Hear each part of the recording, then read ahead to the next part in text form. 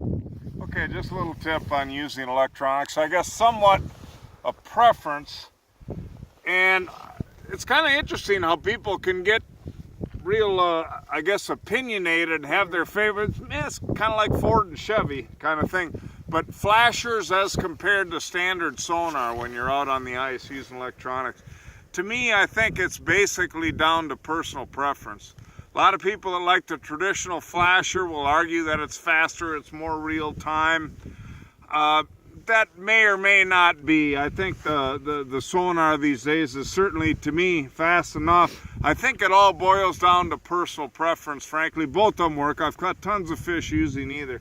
But what I've been starting to do in recent years with the Humminbird Helix, and I enjoy it more, and I'll explain why. I run a split screen sonar, and I run zoom over on one side. Now you can see it's cold out here today, but I've actually got a crappie down here right now.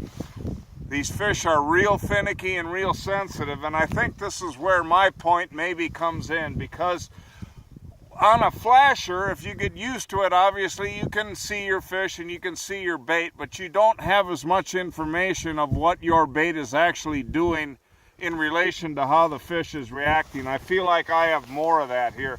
The other thing that I have here is I've got time. A flasher's instantaneous, there's no history.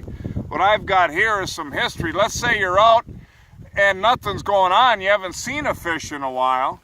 And obviously that's important to see fish. And I don't know, you're talking to your buddy and you glance back down, a fish came in, you see that history here where you don't actually with a flasher. And then the other real simple thing is the history of how you're jigging. Your jigging action is on there. So you can literally see what it looks like on the graph, compare it to anything else you're doing, that history of your jigging.